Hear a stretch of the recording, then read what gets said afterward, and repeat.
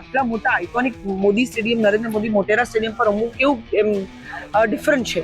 Y it's so important to play here? See, first of all તો cricket તમે ગમે ત્યાં રમો, એક વસ્તુ કહીશ કે કોઈ પણ મેચ રમો, ક્યાં તો ના રમો પણ રમો તો 200% રમો. As a cricketer my self, હું બી જ્યારે રણજી ટ્રોફી રમતો હતો કે ઉપરનું ક્રિકેટ રમીને જ્યારે લોકલ મેચીસ રમવા આવીએ ત્યારે એવું ધ્યાન રાખીએ કે કોઈ પણ ફર્સ્ટ ઓફ ઓલ કોઈ પણ મેચ રમીએ તો કોઈ પણ મેચ લાઇટલી ના રમીએ.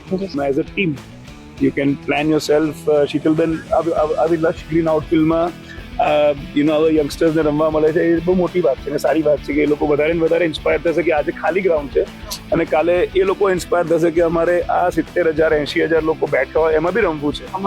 એ ઇન્સ્પિરેશન બહુ મોટી વાત છે. એ બી એક વસ્તુ કઈ હતી કે જે તમે બેટર કરી શક્યા હોત અકોર્ડિંગ ટુ યુ?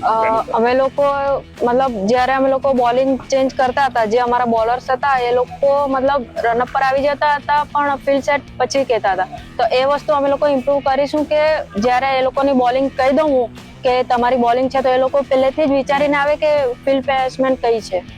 રાજવી, તારા હિસાબે એવી એક વસ્તુ કે જે તું ધ્યાનમાં રાખીશ તારી બોલિંગ વિશે અથવા તો ટીમ વિશે જ્યારે તમે નેક્સ્ટ મેચ રમો, જે આમાં હતું આમાંથી શીખીને જે વસ્તુ તું વધારે ઇમ્પ્રુવ કરવા માંગે છે? એ સેમ જ છે જે કેપ્ટને કીધું, કેમ કે અમુક બોલરો હતા કે જે વિચારતા નતા કે કઈ ફિલ્ડિંગ રાખવાની છે અને પછી પ્રેશર સિચ્યુએશન આવે કે બોલર રન હોય તો પછી તે ટાઈમ પે એમને વિચારવું પડે કે કઈ આપણે ફિલ્ડિંગ રાખી શકીએ અને પછી ત્યારે રનઅપ પર જઈને વિચારીશું તો બહુ લેટ થઈ જશે. એક વસ્તુ કહીશ કે તમે સારો બેટર હોય એને સારા બોલમાં ચોગ્ગો છગ્ગો મારે રોકી નથી શકતા. પણ હું બી બોલર રહી ચૂક્યો છું, ઓલરાઉન્ડર હતો અને કેપ્ટન બી બહુ રહ્યો છું. હું મારા બોલર્સને એટલું જ કહેતો હતો કે હું ખરાબ બોલની ફિલ્ડ સેટ નહીં કરી શકું.